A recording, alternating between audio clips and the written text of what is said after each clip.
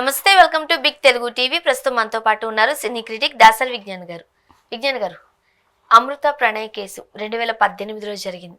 ఆ కేసు, ఆ హత్య ఒక రకంగా చెప్పాలంటే అత్యంత భయంకరం. అది అంతకుమించి ఏమైనా పెద్ద మాట మాట్లాడాలా కదా? అంటే క్యాస్ట్ తక్కువ అని చెప్పి నడి రోడ్డు మీద ఎలా పడితే అలా నరికేసి పాపం ఆ చిన్న అబ్బాయిని చంపేశారు. అఫ్కోర్స్ దాని పర్యవసానాలు ఆ తండ్రిని ఎంత బాధ పెట్టాయో, ఆయన ఏం చేసుకున్నారో మనకు తెలిసిందే. బట్ ఎట్టకేలకు ఇప్పుడు A2 కొన్న ఆయనకి ఉరిశిక్షను విధించారు. మిగిలిన అందరికీ కూడా జీవిత ఖైదు విధించింది కోర్టు. ఏం చెప్తారు? పెద్దలకు ఇష్టం లేని పెళ్ళిళ్ళు ఫస్ట్ ఒక కోణం. ఇప్పుడు మనం రీసెంట్గా మాట్లాడిన అన్ని కేసులు మాట్లాడుకోవచ్చు. నిన్న బీటెక్ థర్డ్ ఇయర్ పిల్లకి పెళ్లి చేస్తే ఆత్మహత్య చేసుకుని చూసాను.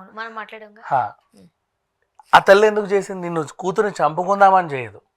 ఒకటి, అమ్మాయి కాలేజీలో ఎవరన్నా అబ్బాయితో కొంచెం క్లోజ్గా మూవ్ అవ్వడం గమనించిన, అయ్యో నా కూతురికి ఏమన్నా అయిపోద్దేమో అన్న భయంతో చేయొచ్చు, తప్పటడుగులు వేస్తుందని.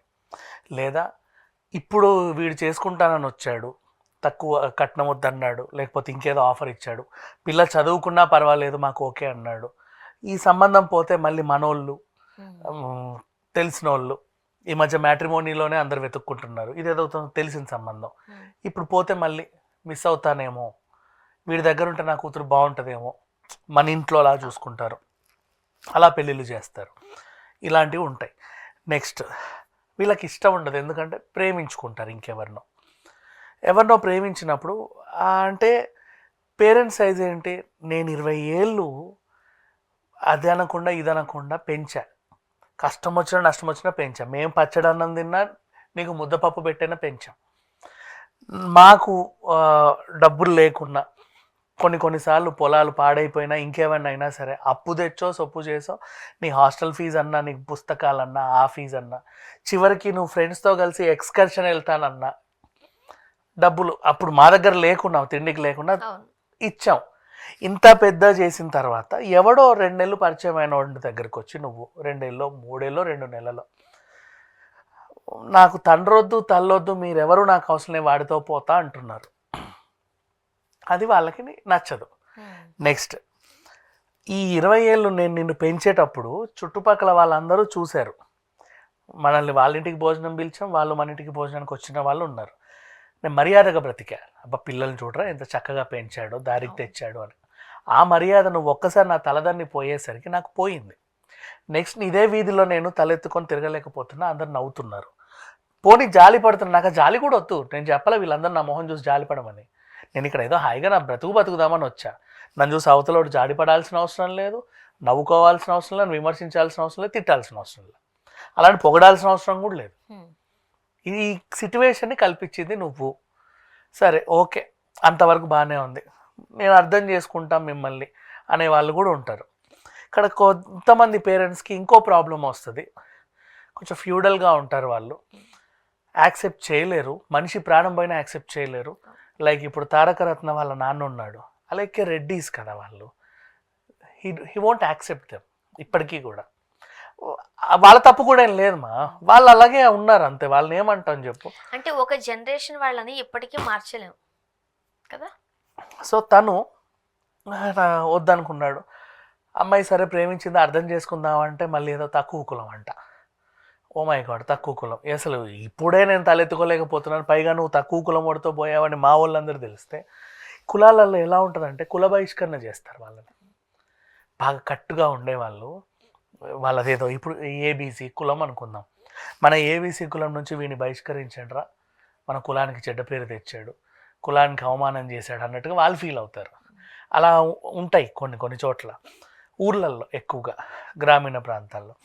వాళ్ళు ఏమనుకుంటారు, అయ్యో అయిపోయింది నా పరువంతా పోయి, ఇన్నేళ్ళు కాపాడుకున్న మా పరువంతా పోయింది, సో ఇంకా ఎట్లా, ఇప్పుడు నా నెక్స్ట్ వారసులు తక్కువ కుల వారసులు అంటున్నారు, నా వరకే నా కులం లాస్ట్ అయిపోయింది.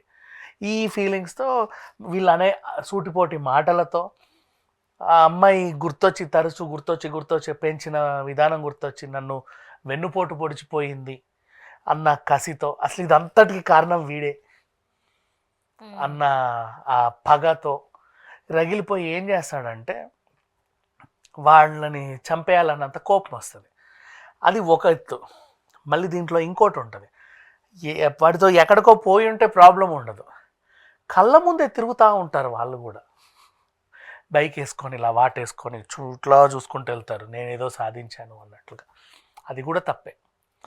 ఏది ఈ టైప్ మర్డర్ ఎప్పుడు చూసాం మనం? నాగార్జున సాగర్ మూసీ నది వంతెన పైన ఒకరిని చంపేశారు. వాళ్ళ ఫ్రెండ్ అని నమ్మితే చెల్లిని ప్రేమించుకొని పట్టుకుపోయాడు చూడు, వాడి కేసు. అంతకెందుకు మొన్న గుంతకల్లు ఇన్సిడెంట్, తండ్రి చంపలే కూతుర్ని, పరువు హత్య.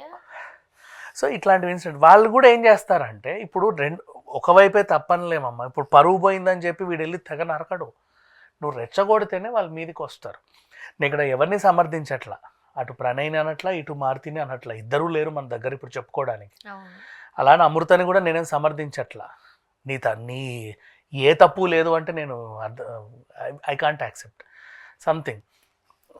ఇక్కడ ఏంటంటే అట్లాగే తిరుగుతా ఉండేసరి వీళ్ళకి ఇంకా రెచ్చగొట్టి కనిపించిన ప్రతిసారి, ఇప్పుడు మర్చిపోయారులే అనుకునే వాళ్ళకి నువ్వు మళ్ళీ కనబడి గుర్తు చేసేసి అలా అని చెప్పి ఎక్కడికి పారిపోతారు కాదమ్మా. ఇప్పుడు నువ్వు వద్దు అనుకున్నావు తండ్రిని వద్దనుకొని ఎదురింట్లో దిగి వాళ్ళని అంటే సర్వనాశనం చేయాలని చూడొద్దు. నువ్వు ఒక టైప్గా నువ్వు రివెంజ్ తీర్చుకుంటున్నావు. నిన్నేం అనలా నీ తండ్రి, నచ్చినవాడితో పోతానంటే వద్దన్నాడు అంతేగా. దానికి ఆయన సమర్థించడానికి కూడా 100 రీజన్లు ఉంటాయి వాళ్ళకి చెప్పాలి అనుకుంటే. అలాంటి టైంలో ఏం జరిగింది, ఏదో మొత్తానికి వీడిని నరికేద్దాం అనుకున్నాడా తండ్రి. నరికేద్దాం అనుకుని ఎవడికో సుపారీ ఇచ్చి పిలిచాడు. వాళ్ళు కూడా ఈ మనిషిని ఇష్టం ఉన్నట్టు కత్తులతో నరికాడు. ఎప్పుడు ఆ పిల్ల 2018లో సెప్టెంబర్ అనుకుంటా, అత్తతో మొగుడుతో కలిసి వెళ్ళింది ఎక్కడ హాస్పిటల్కి, అప్పుడు ప్రెగ్నెంట్ అయిందని. సో మళ్ళీ ఊరంతా చెప్పేసరికి కులం తక్కువడితో నీ కూతురు వెళ్ళిపోయి మళ్ళీ ఇప్పుడు ప్రెగ్నెంట్ కూడా అయిందంట అనే వార్త మళ్ళీ చెవున పడింది. నరికేయండి అన్నాడు. వచ్చి కిరాయి రౌడీలు వాళ్ళకి ఏముంటాయి ఎమోషన్స్, ఆడొచ్చాడు సుపారీ తీసుకున్నాడు కాబట్టి నరికి వెళ్ళిపోయాడు. అక్కడ వరకు అయిపోయింది. ఇప్పుడు పరువు హత్యలు చేయడం అనేది తప్పు అని ఆయన నిందించారు. తర్వాత మనిషి ప్రాణము పోయింది, ప్రణయీ లేడు. ఇంత పిల్లోడితో ఇప్పుడు ఆ పిల్ల ఏదో తన బ్రతికేస్తుంది. బట్ ఇలాంటి కేసుల్లో కోర్టు తీర్పు కోసం అందరు ఎదురు చూశారు. ఎందుకు అంటే ఈ సిట్యువేషన్ పక్కన పెట్టేసే, సిట్యువేషన్లో నేను ఎవరిని సమర్థించను, ఎవరిది రైట్ అన్ను ఎవరిది రాంగ్ అని కూడా అన్ను. సిట్యువేషన్ వదిలే, అది వాళ్ళ ఫ్యామిలీ ఇష్యూ. అది నరుక్కుంటారో చంపుకుంటారో ఏమో, వాళ్ళు ఎటన్నా జావని మనకు అనవసరం. ఇప్పుడు ఒక మనిషి నువ్వు ఎవరికైతే సుపారీ ఇచ్చావో వాడు ఒక కత్తి తీసుకొని ఇంకో మనిషిని నరుకుతున్నాడు. నువ్వు పుట్టినట్టే వాడు పుట్టాడు ఈ లోకంలో, అవునా? నీలాగే వాడికి జీవించే హక్కు ఉంది. నువ్వు అవతల మనిషిని నరికేస్తున్నావు, చచ్చిపో అని ఇన్ని డబ్బులకు కకృతిపడి, ఎవడో ఇచ్చాడని 10వ పొరకో డబ్బులు ఇచ్చాడు ఇంతే. నువ్వు దాంతో ఎంతకాలం బతుకుతావో కూడా తెలియదు. నిన్ను ఇష్టం ఉన్నట్టు నరుకుతుంటే ఆ మనిషి ఎంత తల్లడిల్లిపోతా, నీకే ఓ చిన్న ముళ్ళు గుచ్చినా లేకపోతే చిన్న రాకుపోయి బండి మీదకి వెళ్ళబడ్డా జల్ అంటారు, అమ్మో ఏదో అయిపోయింది అన్నట్టు ఫీల్ అయిపోతూ ఉంటాం. ఒక మనిషిని నరికేస్తున్నావు, వాడి నరాలకు తెగుతున్నాయి, బోన్స్ తెగుతున్నాయి, మెడ తెగుతుంది, అరుస్తున్నాడు, ఓ నాకు బతకాలని ఉంది అన్నట్టు, ఎందుకురా నన్ను చంపుతున్నామని వేధిస్తున్నాడు. మనం సైలెంట్ గా కూడా ఉండం, ఆటోమేటిక్ గా కేకలేస్తాం. అట్లాంటి మనిషి నువ్వు చంపావు అంటే నీకు ఖచ్చితంగా శిక్ష పడాలి. సో కోర్టు కూడా ఇప్పుడు ఇచ్చిన శిక్ష ఎవరికి, ఎవడైతే నరికాడో వాడికి ఉరి శిక్ష. నువ్వు చావు, వాడిని చంపావు కదా, మరి నీకు బ్రతికే హక్కు ఎక్కడిది? ఇంకా చెప్పాలంటే నిన్ను కూడా అలా నరికితే నీకు ఆ పెయిన్ తెలుస్తుంది. అలా చంపావు నువ్వు, తప్పది. నెక్స్ట్ నీకు సహాయపడ్డ వాళ్ళకి జీవిత ఖైదు. అంటే చిల్లరిచ్చేస్తే, ఇప్పుడు వాడు చంపకపోతే మీరైనా చంపేవాళ్ళేగా. వాడు మేస్త్రి, వాడికి 50,000 మీకు 10,000 అనుకో, మేస్త్రి కాబట్టి వాడు చంపాలా, మీరు సహాయం చేయాలా. మధ్యలో మీరు కూడా రేపు మేస్త్రీలు అయితే 50,000కి మీరు చంపుతారుగా, ఇంకో ప్రాణం బొద్దిగా. సో మీరు సొసైటీలో ఉండడానికి వీలు లేదు, జీవిత ఖైదు. కానీ జీవిత ఖైదు అంటే 14 ఏళ్ళు. మళ్ళీ వచ్చిన తర్వాత ఏం చేస్తారు అన్న భయం ఉంటుంది. ఇప్పుడు 7 ఏళ్ళు జైల్లో ఉంటారు, ఇంకొక 7 ఏళ్ళు ఉంటే సరిపోద్ది అంటారా, లేకపోతే కోర్టు ఏమంటారు చూడాలి కదా. శిక్ష పడిన తర్వాత నువ్వు అండర్ ట్రయల్లో ఎన్ని రోజులు అయితే నువ్వు జైల్లో ఉన్నావో అవి మైనస్ చేస్తారు, మిగతా అన్నేళ్ళు నువ్వు ఉండాలి. ఆ ఫెసిలిటీ ఉంటుంది. ఇందులోనూ ఈ గత 7 ఏళ్ళు నువ్వు ఉన్నప్పుడు సత్ప్రవర్తన అని ఏదో ఉంటుంది కదా, వీడు పాప మంచోడు, వీడి వల్ల సమాజానికి ఏం నష్టం లేదు, వీడు మారాడు, బయటికి వెళ్తే ఇడ్లీ కొట్టో లేకపోతే పూల బండో పెట్టుకొని బతుకుతాడు, ఎవరిని నరకడు అనే ధైర్యం ఉంటే, ఆ నమ్మకం ఉంటే వాడిని ఏ 15th 26th విడుదల చేస్తారు. ఇప్పుడు ఇంత జరిగింది, ఒకరికి మాత్రమే ఉరిశిక్ష విధించి మిగతా వాళ్ళకి జీవిత ఖైదు విధించడం కూడా ఇప్పుడు ఇబ్బందికరంగానే మాట్లాడుకుంటున్నారు. ఎలా ఇబ్బంది? వీడు నరికాడు, వాళ్ళు సహాయం చేశారు, క్రైమ్ యూ హ్యావ్ డన్. కానీ వాళ్ళకి తెలుసు కదా ఒక వ్యక్తిని చంపబోతున్నారు అని. తెలుసు, కరెక్టే, అందుకే జీవిత ఖైదు. ఇప్పుడు అందరికి ఈక్వల్ శిక్ష వేయలేం కదా, ఒకడికి ఎక్కువ వేయాలి, వీళ్ళతో కంటే వీడికి ఎక్కువ వేయాలి. మరో పక్క శ్రవణ్ గారు డాక్టర్ బయటకు వచ్చి చూసారా, కాస్త గట్టిగానే ఆమె చెప్తుంది మా తండ్రికి ఎలాంటి సంబంధం లేదు అని. యాక్చువల్గా అప్పట్లో వచ్చిన వార్త తమ్ముడే కాస్త పోక్ చేశాడు మారుతిరావు గారిని, ఆయనకి కూతురు అంటే చాలా ప్రేమ, బట్ ఈయన ఎక్కువ పోక్ చేయడం వల్ల ఆయన ఇంకొంచెం ఫార్వర్డ్ అయ్యారు అన్నారు. నేను అదే అంటే నా కుటుంబంలో జరిగింది వదిలేసాయి, నువ్వు పోక్ చేసావా లేకపోతే రెచ్చగొట్టావా లేకపోతే అతన్ని దగ్గర తీసుకెళ్ళి వాడిని చంపని ఊసిగొలిపావా, వాట్ ఎవర్, నువ్వు ఒకడికి సుపారీ ఇచ్చావు, నీ మారుతిది కూడా తప్పే, చంపమని ఒకరిని తెచ్చాడు. ఈ చంపే మనిషి ఇంత రూపాయలకి ఒక మనిషిని ఎలా చంపుతావు నువ్వు సమాజంలో? నేను వస్తా రేపు ఇంకో 10 రూపాయలు ఎక్కువ ఇస్తా వాడిని చంపమని, నువ్వు వచ్చి ఇంకో 10 రూపాయలు వాడిని చంపమని. అదేం పని అమ్మా? మనుషులు చంపడం వృత్తా? అది వృత్తా? వాళ్ళు ఒక్కరే లేరు, సొసైటీలో ఎంతమంది ఉన్నారు. అప్పుడు వీళ్ళని ఒకరిని ఉరి తీస్తే నెక్స్ట్ కొంతమంది మారొచ్చు కదా. వీళ్ళకైతే బ్రతికే హక్కు లేదు, ఎందుకంటే వీళ్ళు మనుషుల్ని చంపుతున్నారు. కానీ ఆ స్కెచ్ వేసిన వ్యక్తిని కూడా ఇప్పుడు మారుతిరావు గారు ఉండుంటే ఆయన కూడా జీవిత ఖైదు వేసి ఉండేవారా? వేయాలి, జీవిత ఖైదు ఉరి తీసేది మారుతిని ఉరి తీయాలి. మరి వాళ్ళ తమ్ముడు కూడా దీనికి ప్రోద్బలం ఇచ్చేవారే. అప్పుడు ఆ కేసు రుజువైతే ఆయనకు కూడా శిక్ష పడాల్సిందే, ఎందుకంటే నువ్వు ఇంకో మనిషిని చంపమని సుపారీ ఇచ్చావు, మరి వాడిని కొట్టమని ఇచ్చినా సరే పర్లేదు, కనీసం ప్రాణాలతో దక్కేవాడు నీ కూతురు. వీళ్ళు సుపారీ ఎందుకు ఇస్తారంట తెలుసా? వీళ్ళు చేయగలిగినంత ధైర్యంగా అవి ఉంటాయి కదా వేసే, అవి వీళ్ళకి తెలియదు ఎక్కడ చంపాలి ఎలా చంపాలి అనేది, అందుకోసం సుపారీ. వాళ్ళు ప్రొఫెషనల్, వాడికి తెలుసు ఏడ కొడితే వీడు చచ్చిపోతాడో తెలుసు, ఏ యాంగిల్ వాడు ఏ మూడ్లో ఉన్నప్పుడు చంపాలో తెలుసు. అమ్మో బాబోయ్, దాంట్లో కూడా ఒక పుస్తకం రాయొచ్చు చెప్పాలంటే, క్రైమ్ పుస్తకం.